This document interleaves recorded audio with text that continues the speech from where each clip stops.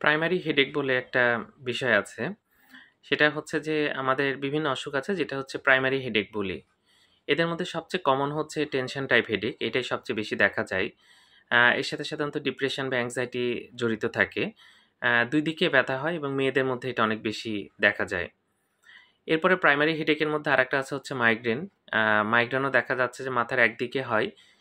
খুব বেশি তীব্র ব্যথা হয়। এই মাইগ্রেনের ব্যথার একটা বৈশিষ্ট্য হচ্ছে তীব্র ব্যথা হয়।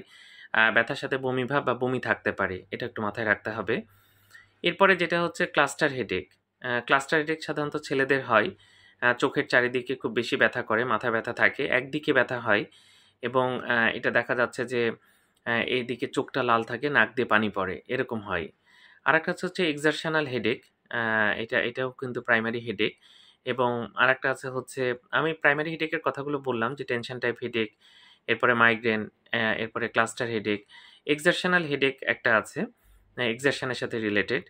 আর আরেকটা আছে সেটা হচ্ছে স্ট্যাবিং হেডেক। এটা খুব বেশি তীব্র হয়, তবে এটা খুব কম সময়ের জন্য হয়। এগুলো হচ্ছে প্রাইমারি হেডেক। তো যাই হোক এরকম মাথা ব্যথা হলে অবশ্যই নিউরোলজিস্ট দেখাবেন। নিশ্চয়ই আপনি সমাধান পাবেন।